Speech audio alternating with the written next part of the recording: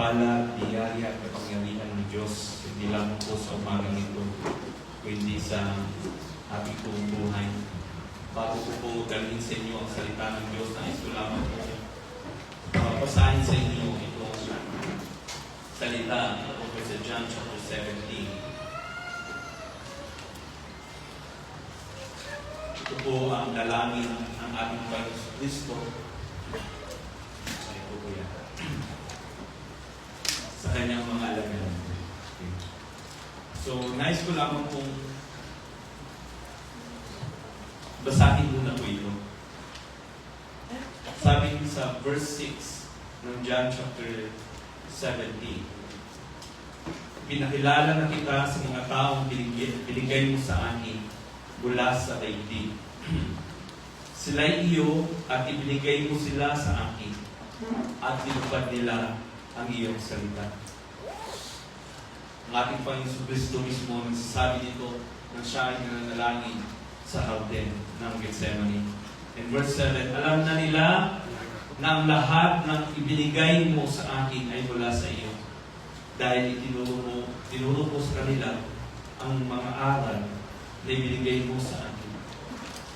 At tinanggap naman nila, natitiyak nila ako'y tunay na galing sa iyo at naniniwala silang ikaw nga ang nagsuko sa akin. Verse 9, idinadalangin ko sila hindi ang mga sanlibutan ito ang idinadalangin ko, kundi ang lahat ng ibinigay mo sa akin sapagkat sila'y sa iyo. Ang lahat ng sa akin ay sa iyo at ang lahat ng sa iyo ay sa akin. At napaparangalan ako sa pamamagitan nila. Sa ngayon, ako'y pupunta na sa iyo, iiwan ko na ang sanlibutan ito, ngunit sila ay nasa sanlibutan pa. Amang banal, ingatan mo po sila sa pamamagitan ng kapangyarihan ng iyong pangalan. Ang pangalang ibinigay mo sa akin upang kung paanong ikaw ay ako ay iisa, gayon din naman sila ay mag-iisa. Verse 12, habang kasama nila ako, iningatan ko sila sa pamamagitan ng kapangyarihan ng iyong pangalan. Ang pangalang ibinigay mo sa akin. Pinangalagaan ko sila at walang napahamak sa kanila, maliban sa taong humanap ng kanyang kapahamakan upang matupad ang kautusan. Nais ko po sabihin po sa inyo, na bagamat hindi po namin kayang tumbasan ng pag-ibig ng Diyos, ay mahal po namin kayong lahat. Kaya naman po, hindi, kahit ano pa pong gawin namin, hindi po namin maramdaman sa aming mga puso na tumatayo dito na magpahayag lamang ng mga magpapakiliti, magpapasaya sa atin. Pagkus, nais po namin kayong ingatan. Gaya ng ating Panginoon Kristo na iningatan niya ang bawat isa. Nais po namin kayo na maging handa sa mga panahon ito. Kaya naman po,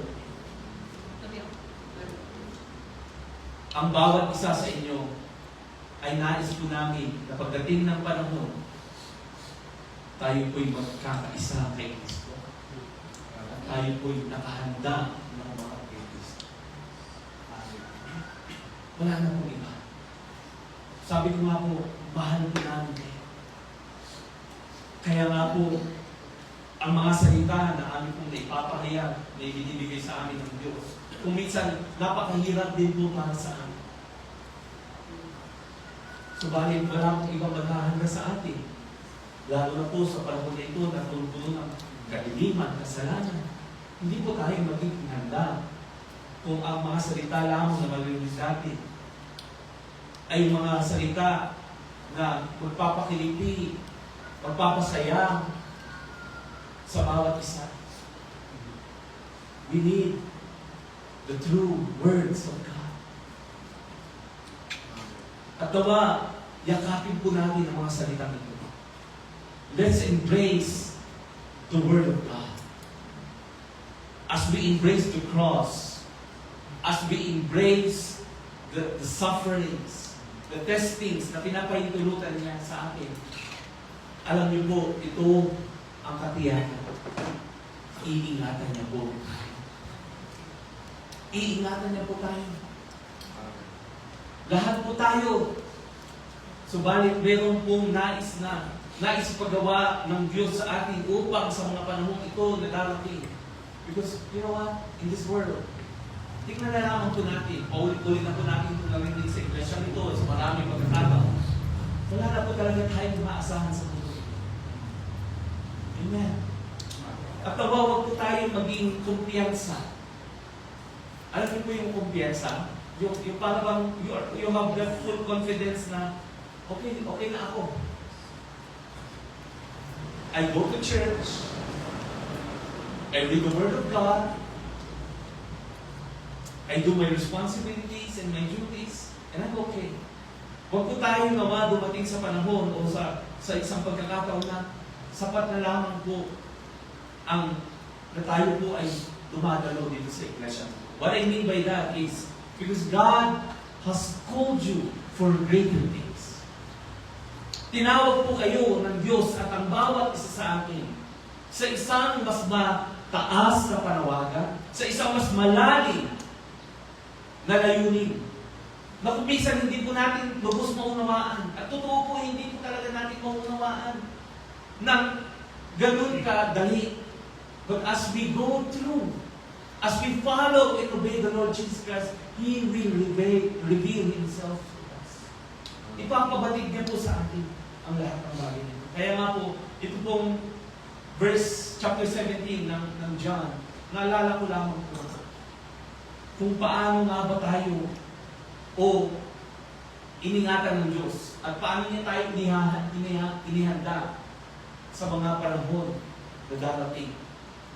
At sabi niya nga, ang pag-iingat niya ay lubos na kung saan inihahan niya mismo ang kanyang buhay para lamang po sa bawat isa na susunod at mananampalataya sa Kanya.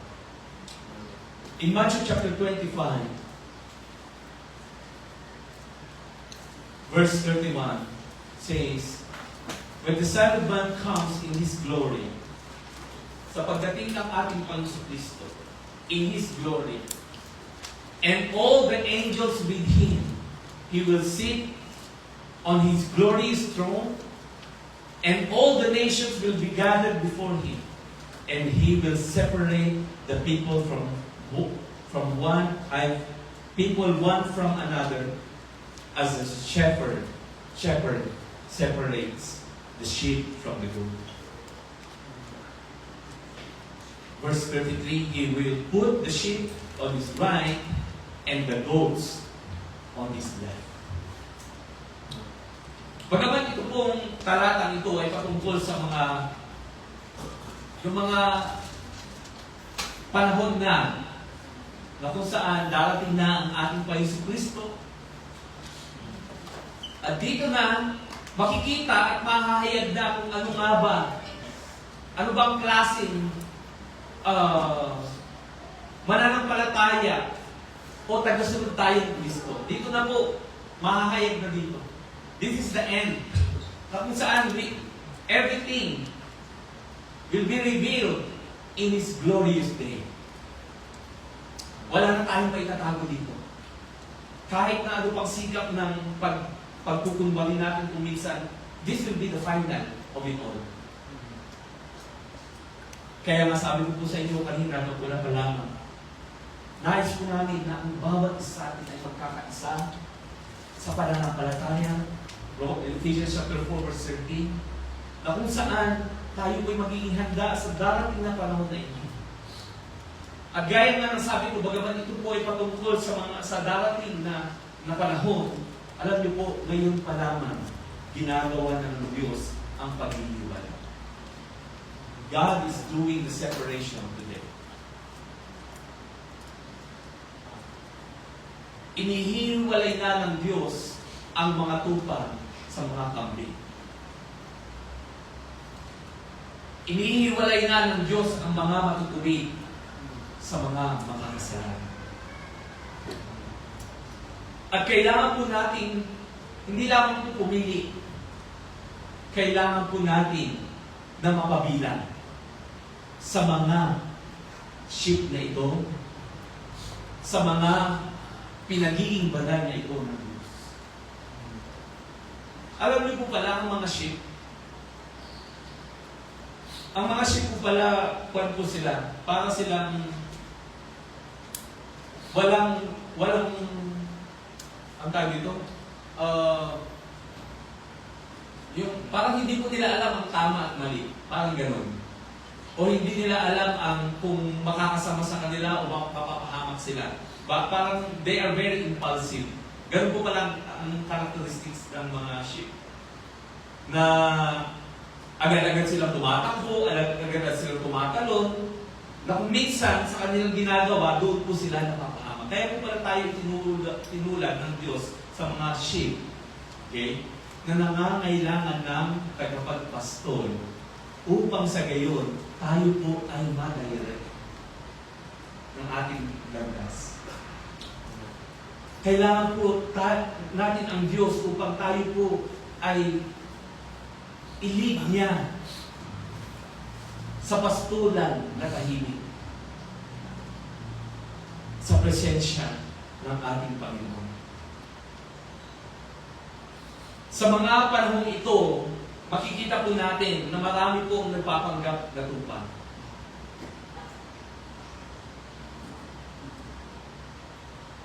And God will put them into test. They will bring them into test upang mahayag. Hindi po parang sila ay kutyain o parang sila ay hatulan. Kundi ihahayag sila ng Diyos o ihahayag tayo ng Diyos upang sa gayon tayo ay maging tunay na mga tupa niya. Mahubad sa atin yung mga pagpapanggap, maalis sa atin yung mga karumihan at kadiliman, at maging kawangis natin siya. Sabi po in 1 Corinthians chapter 4 verse 2, it is required that those who have been given a trust, okay, must prove faithful. Okay. So sabi po ng salita ng Diyos sila na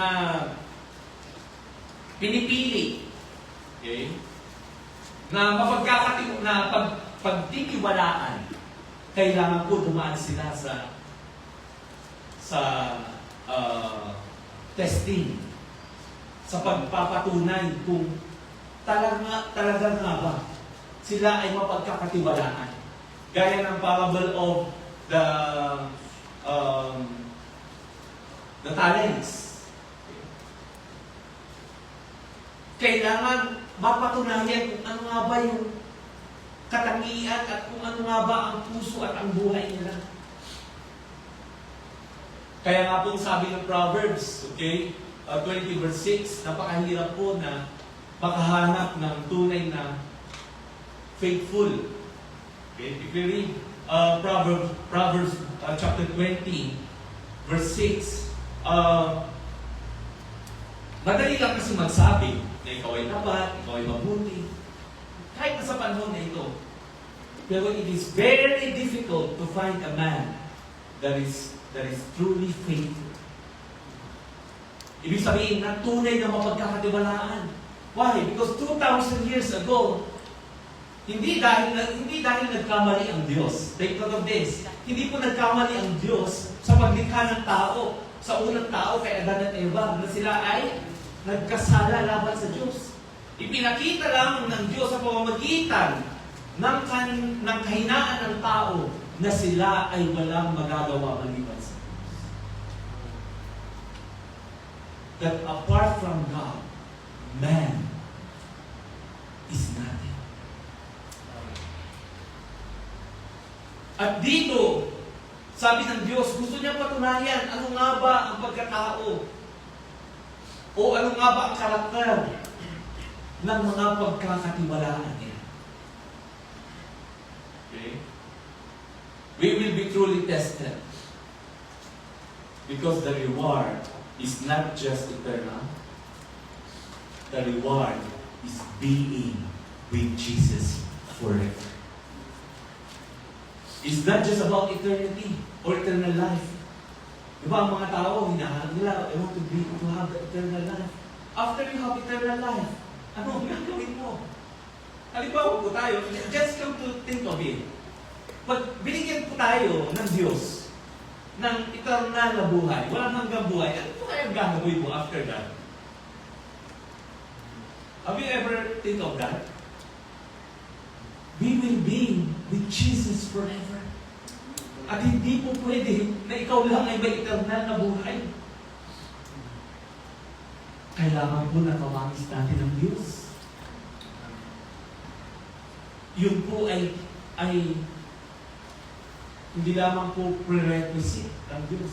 Yun po ay kailangan upang sa gayon tayo makatagal sa presensya at sa kapangyarihan ng ating Panginoon Jesucristo. Kaya nga po, ngayon pa lamang tinuturo sa atin ng Diyos ang katapatan. Faithfulness. It is very difficult for any man. Maybe, sa una, pagkakatiwalaan siya. Pero minsan, di ba, pag nasubok na, nawawala na yung tiwala ng tao sa kapwa ng tao. Why? Dahil doon lumalabas kung ano nga ba ang likas ng bawat isa.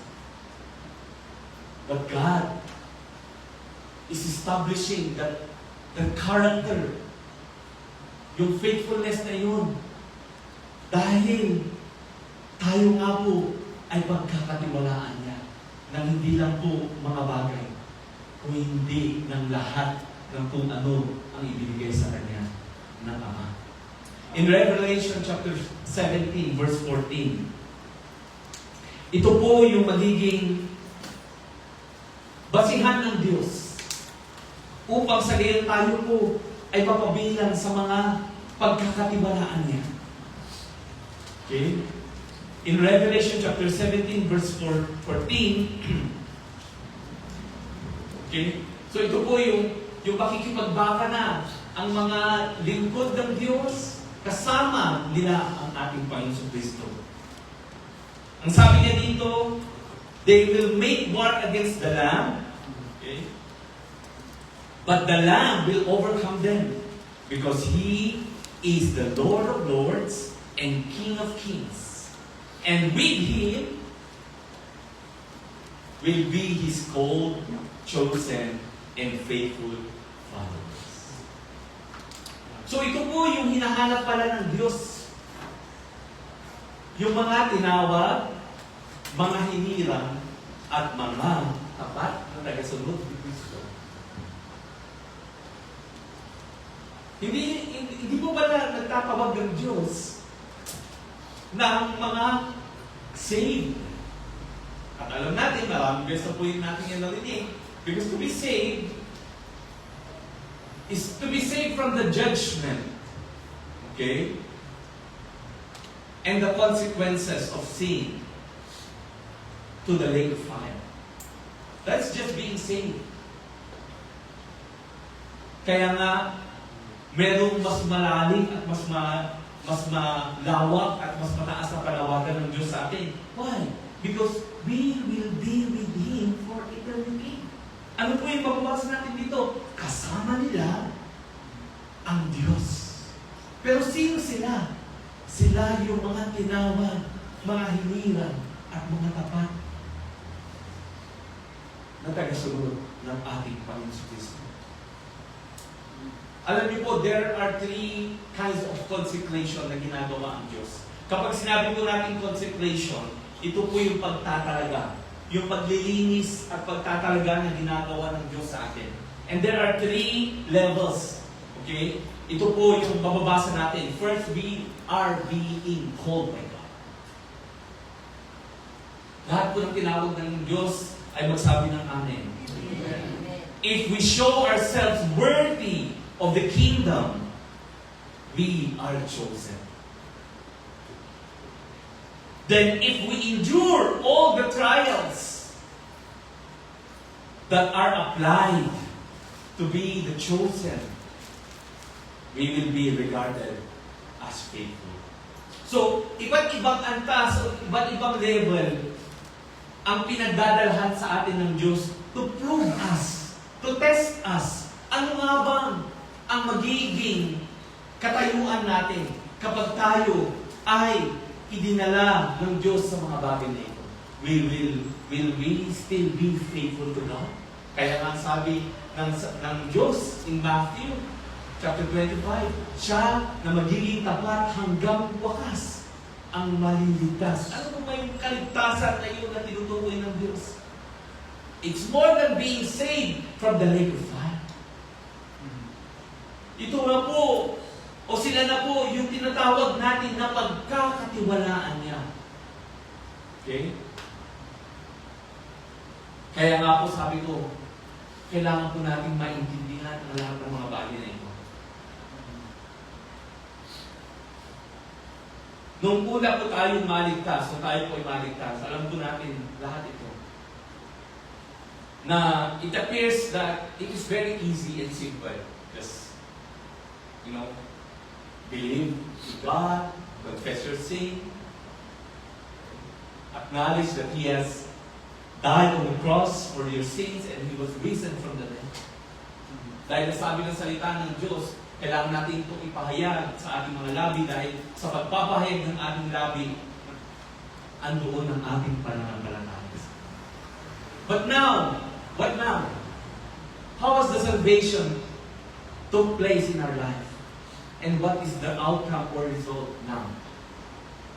Ganun pa rin po ba ang alam natin na ang kaligtasan ay parabagang napakadali lamang abutin? Remember, the reward is not only eternal life. The reward is being with Jesus forever. Yung ginasa po natin kanina in Revelation chapter 17. Makakasama nila ang ating Panginoong Yesu Cristo. Amen. Kaya nga po kailangan natin na pagtrabahuan ang ating kaligtasan. Kailangan nating patayin ang ating laman, magpakatuwid, magpakabanal, sa gitna ng kadiliman at kasalanan. And that is very difficult to do. Because most of the people, kahit una na Kristiyano na, let's talk about Christians. Ang Kristiyano, marami sa mga Kristiyano compromise. Kapag walang nakatingin, they easily jump into sin.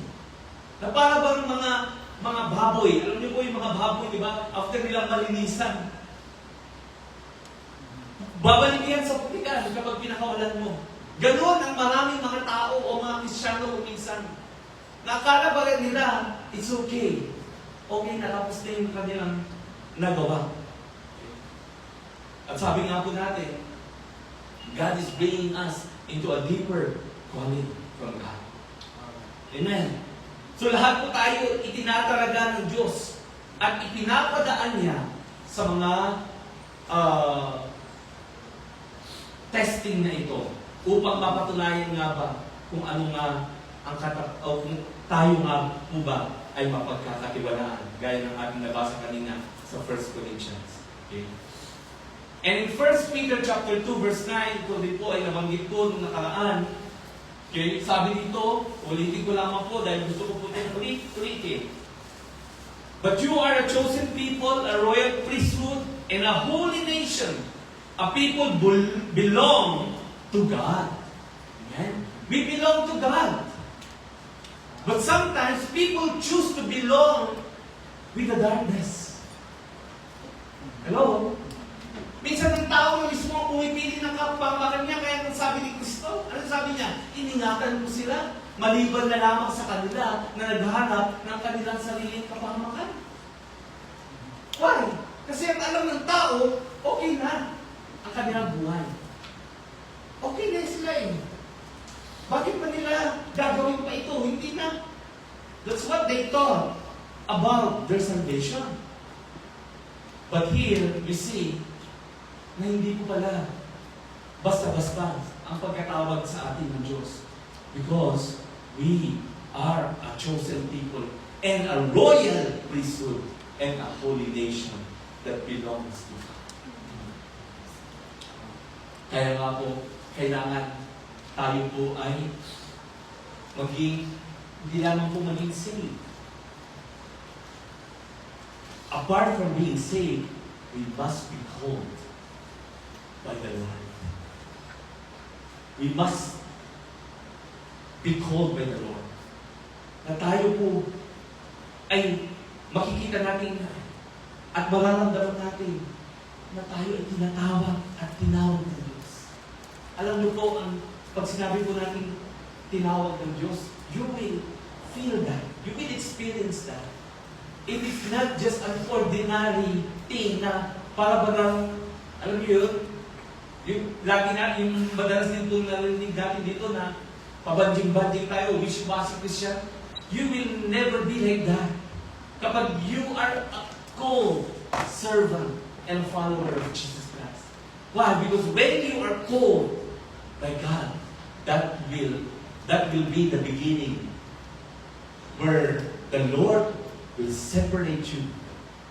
Kaya ngayon sabi po natin kanina, God is doing the separation na.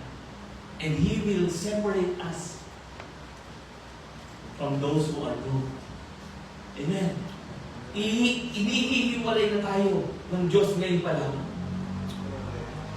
Romans chapter 1 verse 6 says, and you are among those who are called to belong to Christ Jesus.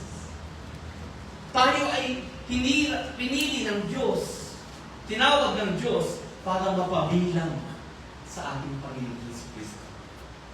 Amen. Alam niyo po, ang pagiging, sabi ko nga po, pagiging Kristiyano, sometimes, o yung pagiging saved na lang, para mas lalo po natin naiintindihan.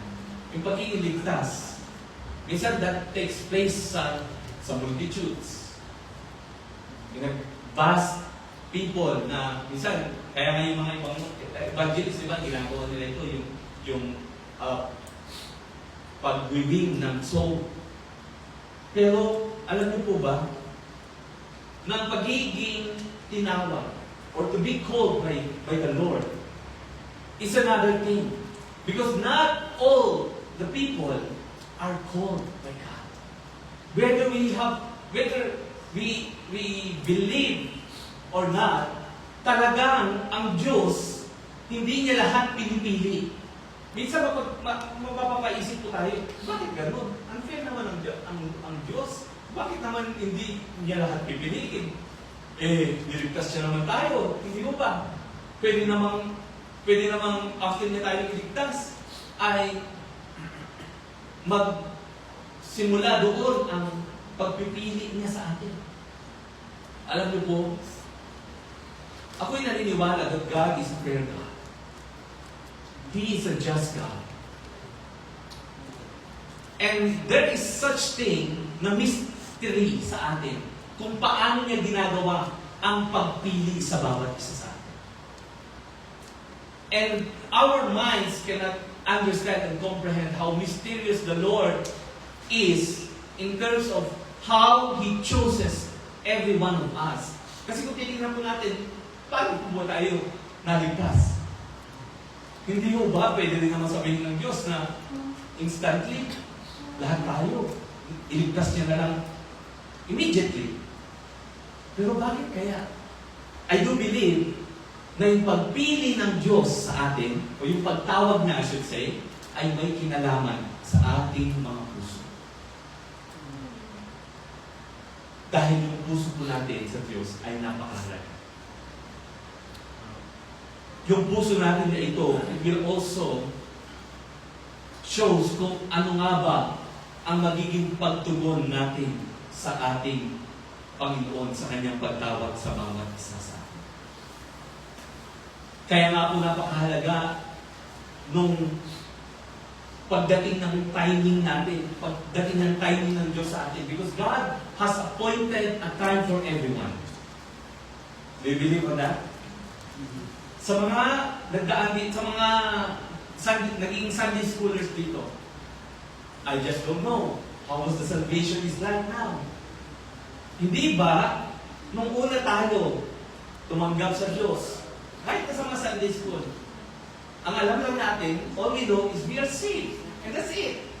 But there will come a time, a specific appointed time of God, where He will call you. And that specific time of our life is very important in our predestination in Christ Jesus. Kaya nga, hindi ho ba tayo, minsan, sa mga naging Sunday school dito, may mga iba na nagpapatotoo parang hindi nila naiintindihan kung ano yung ginagawa nila. Hanggang dumating sa panahon, yung kanilang personal na encounter sa Diyos, it reveals kung ano nga ba ang dahilan, kung ano nga ba yung ginawa ng Diyos sa kanila. That's why we pray. I pray na kung saan, pag dumating ang panahon na iyon sa bawat isa sa atin, nawa hindi po natin mamiss. Gaya po ni Apostol Pablo, nung dumating ang Diyos sa kanya, nang siya ay tumawag, all he did is to respond to God. Hello? Kaya nga po, sabi ko, napakahalaga po ng timing ng Diyos. Because in John chapter 4 verse 9, 4 verse 19, sabi niya, we love because He first loved us. Amen. At dito po, makikita natin that God has loved every one of us. Lahat po tayo, minahal ng Diyos. Hindi niya po pinili kung sino lang yung dalang mamahalin niya. Amen. Pero when it comes to election, when it comes to calling, dito na po pumipili ang Diyos sa bawat isa sa atin. Alam niyo po, to be called is to be invited to be part of the royal priesthood. Yung binasa po natin in 1 Peter chapter 2 verse 9. Kapag ikaw po ay tinawag, okay, sabi ko nga po, lahat, God is calling everyone to salvation. But to be called, and if you are called, He is inviting you to be part of the royal priesthood. Ano po ba yung royal priesthood? Para maintindihan po natin. Bagamat ito po, naituro na ito sa atin noon eh. Pero just to review or recap, ito po yung nagsimula, okay, in the book of Exodus, sa panahon po ni Moses at ni Aaron, na kung saan tinawag sila, okay, para maging saserdote ng Diyos. At ano po ba ang saserdote? Saserdote o yung royal priesthood, ngayon, ang ibang term ay pare. Okay? Sila po ay chosen. Okay? Sila po ay representative para sa Diyos. Nakatalaga para sa Diyos. Consecrated for the Lord. Okay? Na kung saan ang kanilang buhay ay hindi lamang po malinis, kailangan. Sila po ay nakatalaga talaga para sa Diyos. Yan po yung pagiging royal priesthood. So tayo po bilang tinawag ng Panginoon, God is inviting us to become the royal priesthood of this generation.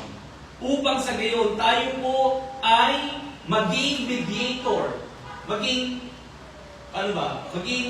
representative para sa mundong ito. Why? Because the world will not know about Jesus without the royal priesthood. Or without those people whom He has chosen. Okay? Para po sa ganitong klase ng panawagan. Ang bawat isa po sa atin ay dinadala niya sa antas o sa level na ito ng ating pagkahirang sa Kanya. Okay? O yung tinatawag natin na election. We are called to be saints. That's being royal priesthood. Okay? To be holy one, and not just simply to be saved. Kaya nga po sabi ko sa inyo, napakalalim po ng panawagan ng Diyos sa atin na kailangan po natin maintindihan. At alam ko, maraming beses na rin po natin itong narinig. God is willing that everyone will be saved. Amen. From the wrath or from the judgment of sin through the lake of fire. But now, God is calling us specifically in His appointed time and in His perfect will to become the royal priesthood. At yung pagtawag ng Diyos na ito ay may kinalaman po doon sa kanyang Great Commission. Alam niyo po yung Great Commission para po yung coin. Alam niyo po yung coin, di ba? Dalawang mukha, two faces po ang coin. At kung babasahin po natin in Mark chapter 16, verse 15 to 16, okay, and Matthew chapter 28, verse 18 to 20, we will see the two faces of Great Commission, or yung parang coin. Ano po ba yun? Na yung commission na itinilagay niya sa kanyang mga disipulo o sa kanyang mga alagad during that time. Ang sabi niya in Mark chapter 16 verse 15 to 16 ay ipangaral to go to all the world and preach the gospel. And that is where, okay, we encounter salvation. Hindi mo ba? Somebody preached salvation to us. Somebody preached the gospel of truth to us. That's why we were saved. We believe to God and we start following Him. But in Matthew chapter 28, verse 18 to 20, this is where the second phase of the coin, or the second phase of the Great Commission. And it says here, okay, verse 19, sabi niya, therefore go and make disciples of all nations, baptizing them in the name of the Father and of the Son and the Holy Spirit. Verse 20, and teaching them to obey everything that I have commanded you. So this is not just simply preaching and let people believe, but this time, it's all about obedience. Following what God has commanded us. Amen. Making disciples. And we know, pag sinabi natin na making disciples o pagiging disipulo ng Diyos, this is not just an ordinary thing. Na gaya ba? Gaya ng dati natin. Alam niyo po, tayo ay naligtas. That's why we have to go through all of these things. Yung pagiging disipulo ng Diyos. Because this is where it leads to being royal priesthood. Hello? Naunawahan po natin. Let the understanding of the Lord be upon us right now. God is separating us. God is calling us deeper unto deep. Yung panawagan sa atin ay napakalalim. Napakataas. Because the reward is being with Jesus forever.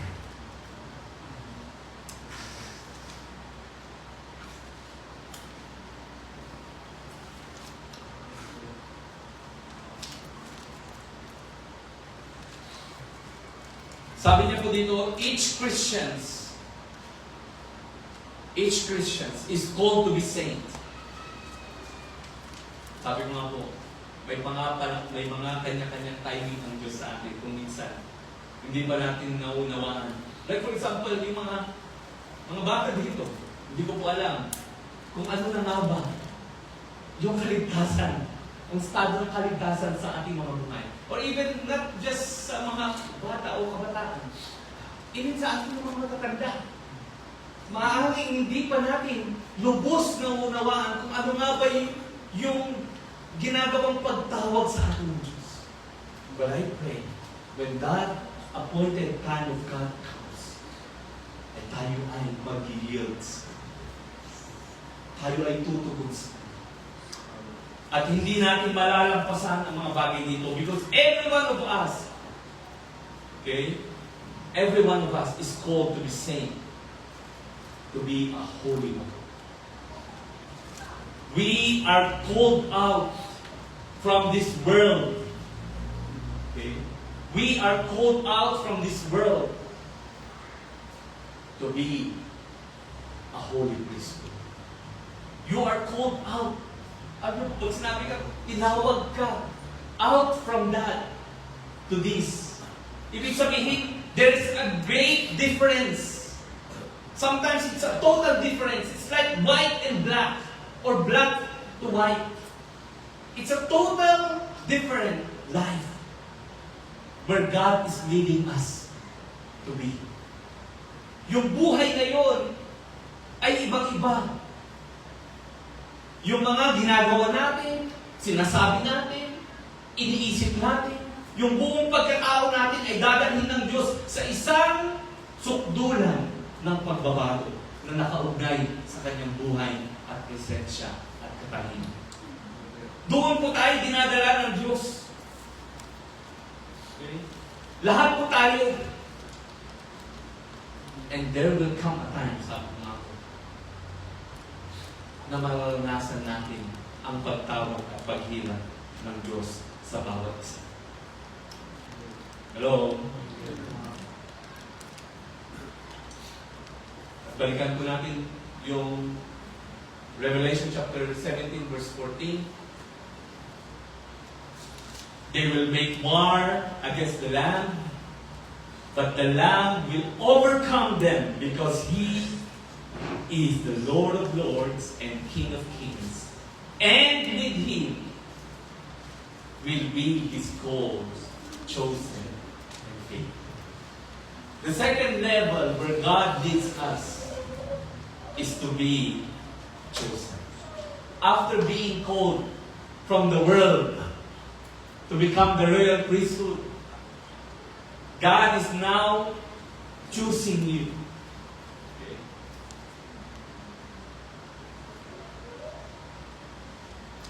Alam niyo po ba yung idea ng pagpipili? Okay. Hindi mo ba pag tayo ay may, halimbawa sa mga empleyado, lahat tayo halimbawa empleyado.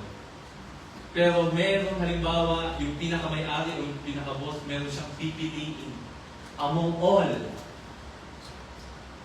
Okay? Among all the employees na siya yung nakikita niya. Okay? Nakikita niya na mapagkakatiwalaan. Not yet totally proven, ha? Nakikita ko siya parang mapagkakatiwalaan ko. Toto, i-promote ko na siya. At ganoon din po ang ginagawa ng Diyos sa atin. As we obey Him. As we obey Him, He will not just call us, but He will choose us. Okay? Sabi nga po in Matthew chapter 22 verse 24, for many are called, but few are chosen. Napakaraming pinili. Subalit, kukunti ang mga hinilang. Many people are called to be divine priesthood, but a few are chosen to be a royal priesthood. Meaning to say, na yung paghirang sa atin ng Diyos ay isang level o isang antas ng kanyang panawagan sa bawat isa. Gaya nga po nung mga nasa Sardis, the Church of Sardis in Revelation chapter 3. Okay? Ano po ba yung ginawa nila? Ano po yung ginawa nila para manatili yung kanilang kalalagayan sa Diyos? Hindi mo ba ang sabi po doon sa Revelation chapter 3 verse 4 na kanilang nilinisan yung kanilang mga kasuotan, yung kanilang mga garments. At hindi lamang po nila nililinisan ang kanilang garments, but they also walk. Okay? They walk with me, dressed in white, for they are worthy. So they did not just cleanse o nilinisan yung kanilang mga kasuotan. Kung hindi sila ay patuloy na lumalakad na kasama ang Diyos. My brothers and sisters, this is what God wants for us. Let us continue to walk in God.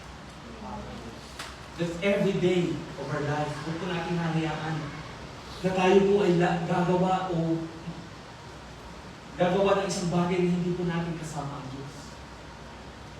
Let us always ask God to be with us.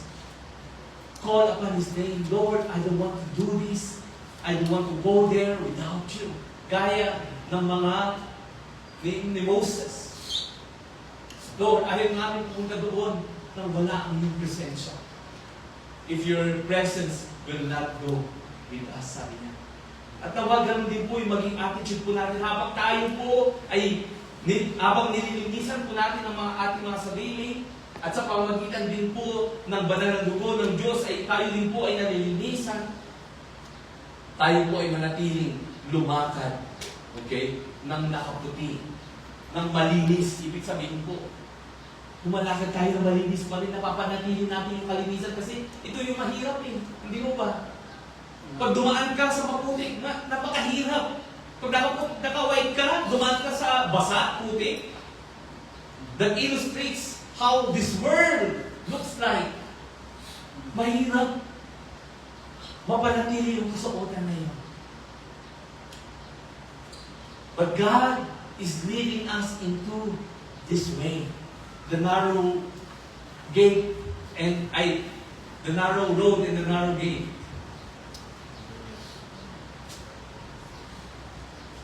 Kailangan natin dumaan dito. Because God is calling us into this great calling where we will be with Him forever.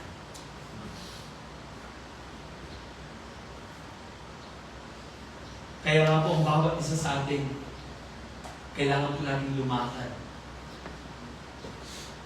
Nang hindi lamang po yung, di ba po pag ikaw lumakad ka sa isang maputik, nakaputi ka, careless ka, ay talaga, madaling manalsikan ka, madaling madudumihan yung damit mo.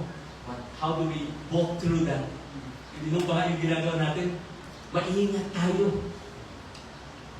Hindi kami dahan-dahan eh. Pwede naman maging dahan-dahan ka, pero hindi ka maingat. Pero kailangan natin maging maingat sa ating paglakad sa mundo ito upang mapanatili natin yung kasuotan natin na iyon ay sinusuot ng Diyos sa atin. Because He has not just called you, He has chosen us. Kailangan natin maging maingat sa bawat paglakad natin sa mundong ito. Why? Dahil ang mundong ito, pag hindi tayo naging maingat, napakadali tayo mahawaan ng kasalanan. So sa social media na lang, minsan mag-react ka talaga sa nakikita mo, minsan nga wala ka namang, kung tutusin, wala ka namang pakialam na nalaman ko, pero minsan naapektuhan tayo, hindi mo ba? Nakakapag-react tayo. Those are simple ways para makita natin na kasalanan talaga sa mundong ito ay naganap na. And we cannot expect na mabuti ang mundo ito. Why? Because the word of the Lord says, lalala at lalala pa. Subalit sila na magiging tapat hanggang wakas iingatan. Ito ang pangako ng Diyos sa atin. Kaya nga kailangan natin mag-ingat sa mundong ito. Wherever we are. Hindi naman tayo pupunta na magbundok na tayo para hindi na tayo madumihan. No. While we are here on this earth, ay pwede na po tayo ikip. Kaya kayo nga po ang ginagawa ng mga churches, ng iglesia ito in particular. Nais po namin kayong ingatan. Kaya pilit po namin sinasabi sa inyo kahit mahihirap at masasakit na salita. Why? Because this will only keep us from sinning. The true Word of God. Kaya kung minsan napapasigaw po yung mga tumatayo dito. Why? Because yung tingin po namin sa kasalanan ay talagang napakadilim. That it is affecting not only some of us, but all of us. talagang yung kasalanan ng mundong ito. Pinupuyot niya ang isipan natin, ang buhay natin. Minsan nakakalimutan natin. O hindi natin namamalayan na talsikan na pala tayo ng kamulihan ng mundo. If we have to go to God in repentance. Alam niyo po, if you are chosen by God, daily we go to God in repentance. You do not settle in na bagang you are okay. Okay na ako kahit hindi na ako pag-repent kay Lord. Alam niyo naman, puso ako. No, you keep on repenting to God. Day by day. Kahit yung mga maliliit na bagay, papakitain sa'yo ng Diyos that it is sin. Because sin is sin to God. Kahit nag-aano pa kaliit yan, kasalanan sa Diyos. Kasalanan. Hindi natin pwedeng sabihin na, ikaw naman yun. Sinungaling lang naman ako. Sabi ko lang naman, ganito. 5. 10 pala. Hindi. Sa Diyos, kasalanan ay kasalanan. And little by little, purify tayo ng ating Kristo. So kaya kung titignan nyo na lang po ang ating buhay, hindi mo ba dati yung mga malalaking kasalanan, doon na tayo dinidin? Ngayon, yung mga maliliit na mga kasalanan, doon na tayo dinidin ng Diyos. Paliit na ng paliit, di ba? Yung mga simple na lamang. Why? Because God is consecrating us. Itinatalaga niya tayo. Sinasanctify niya tayo. Upang tayo ay maging karapat-dapat sa Diyos.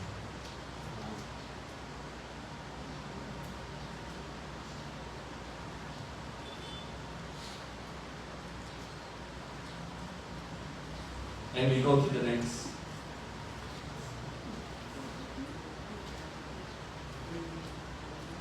After we are being called, and after we are being chosen, God is bringing us to another level where we will be faithful. When Christ appears, the promise to those who are found in Him is that they forever will be with the Lord Jesus. And this is a great honor. Bakit? Kasi pangako tayo para mapabilang tayo na kasama ni Kristo. Hindi mo ba? It is a great honor to be with Jesus forever. We are a sinner. We are in that darkness. Full of iniquity. Lahat ng nasa buhay natin, pagkataon natin, puro kasamaan. And yet, God is now bringing us into that level. What an honor to be with Jesus in eternity. Kaya nga po, in Luke chapter 9, verse 23, di ba, sabi po doon, we have to bear the cross. Because this is being faithful. We have to pass from the state of being called to that of being chosen, which requires the denial of ourselves, the taking up of our cross, and the continuing following of Jesus Christ, day by day. Ito ang sabi ng Panginoon dito, take up your cross and follow me. Kung titignan natin yung tenses ng verb na ginamit niya dito, it is progressive. Continuous siya. We have to take our cross daily, every day, until the day He returns. Wala itong sukdulan na ngayon hanggang 50 years old ka na, sundin mo si Lord Jesus, ha? O okay, 60. Kapag nag-retire ka na, pwede ka na mag-rest. O hindi niya rin sinabi na walang specific time frame siya. As long as we are here on earth, we have to deny ourselves, take up our cross daily, and follow. God is leading us. Why? Because this is the state where we need to pass to be faithful servant of God. If we read Acts chapter 14 verse 22, Ang sabi ko dito, we must through many hardship to enter the kingdom of God.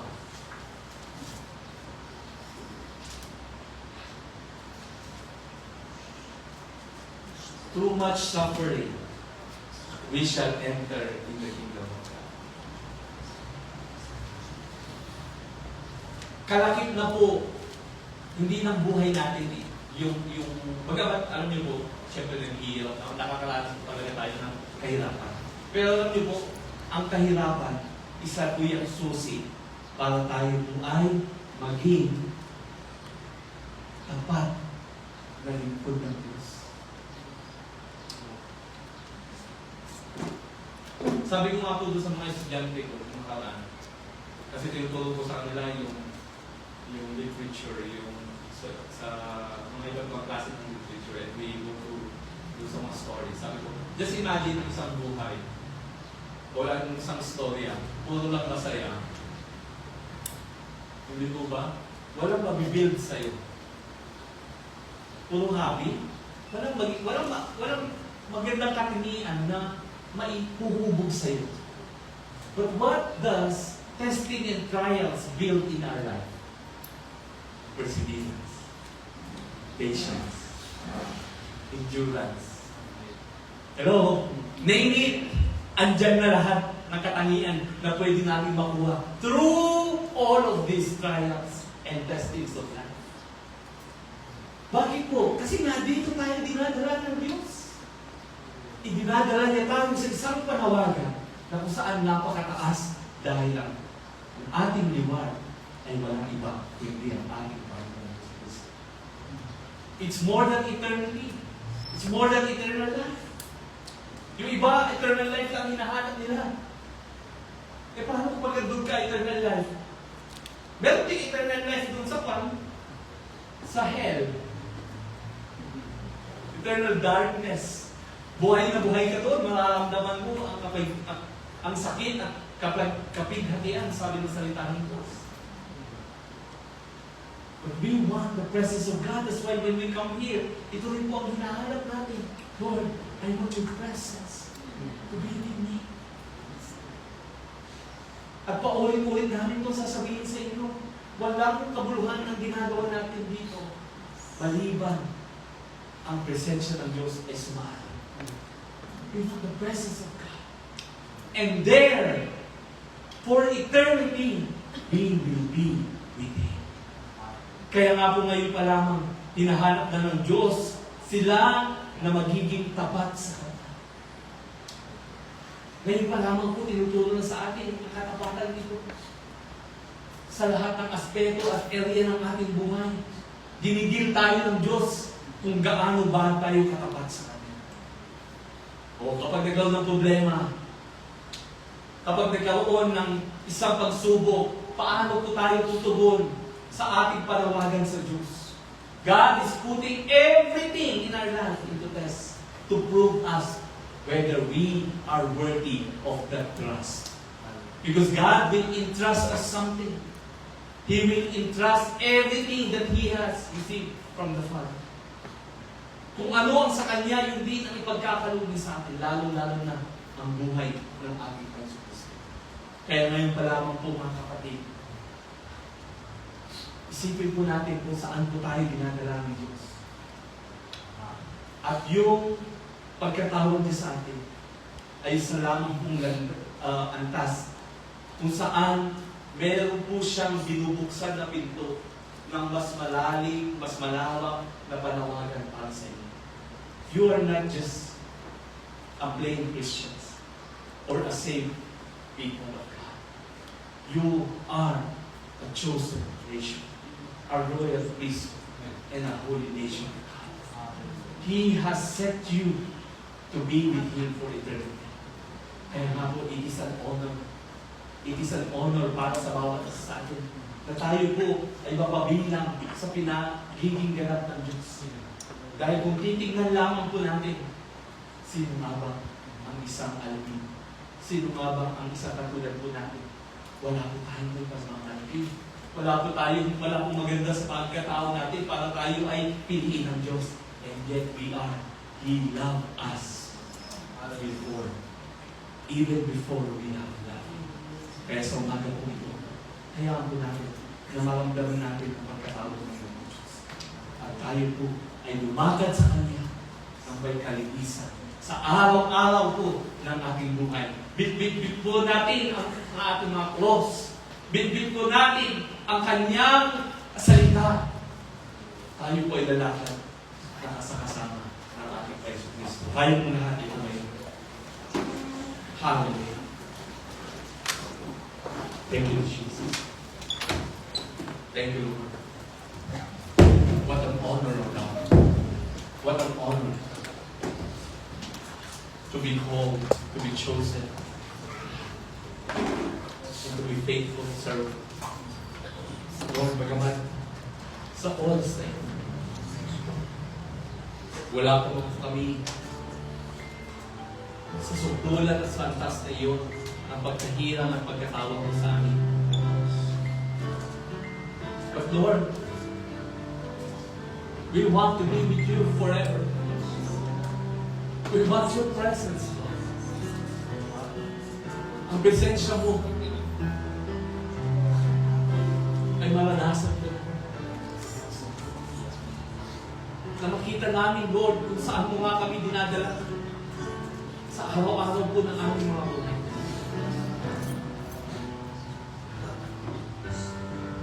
Panginoon, salamat sa pangako ng iyong mga salita. Salamat po, Panginoon.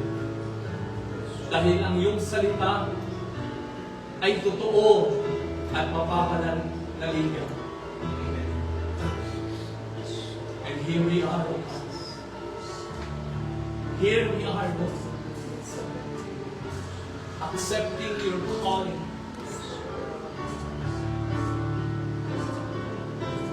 Here we are. We want to follow you. And we want to be faithful, Lord, as you are faithful. Thank you, Jesus. Hallelujah.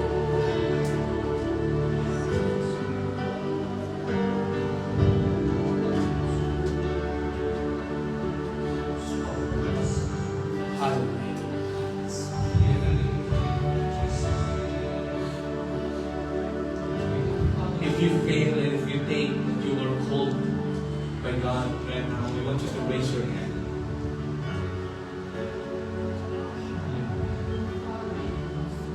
God does not just allow you to hear His words, but God is bringing you, He is inviting you to be His forever. And that calling, that privilege that He has given you is truly an honor. And He desires that you will join Him forever. Ay haamon na maramdaman mo sa oras na ito, aking kapatid, ang isang panawagan mula sa Diyos. That He is calling you. That He is calling you. At ang panawagan na ito ay napakataas na panawagan. At habang ito ay nagiging ganap sa ating mga buhay, nais siya na lumakad tayo ng may pagpapakumbaba. Nais siya na lumakad tayo ng may malinis na puso, ng may malinis na buhay sa gitna man ng kadiliman at kasalanan sa mundong ito. Panginoon, tulungan mo po kami. Tulungan mo po kami, Lord. That as we go through this world of darkness, Ikaw, Panginoon, ang siyang mag-ingat sa amin. Ikaw, O Diyos, ang siyang maranasan at makasama namin.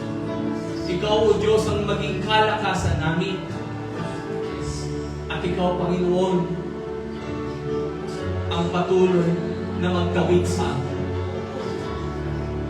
Panginoon, kaya lubod sa araw-araw po ng aming mga buhay. Ipakita po namin sa aming mga sarili kung ano nga ba ang tunay na kahulugan ng iyong pagtawag sa bawat isa. Alam po namin, Panginoon, that many are called and few are chosen. And truly, Lord, it is an honor to be chosen by you. At nais namin, Panginoon, na manatili sa panawagan na iyon. Na hindi po namin ito kaliligtaan, lalampasan, at masasayang, Panginoon. But as we continue to walk in your word, Lord, ay magkaroon din po kami ng pagtatagumpay sa aming mga sarili. Magkaroon kami, Lord, ng tunay na pag-overcome mula sa aming mga sariling laman, sa aming sariling kalooban, at maging sa mundong ito. Alam po namin, Panginoon, that you have loved us so much. That even, Lord, wala pong mabuti sa amin, ay pinipili at pinili mo kami. Kaya ngayon pa lamang, Panginoon, hayaan mo po na matapos namin ang takbo din na ito ang panawagan mo ng kabanalan at Panginoon. Maraming salamat, O Diyos. Ipinagkakatiwala na namin sa iyo ang aming buhay. Tulungan mo po kami. Sa iyo ang lahat ng karangalan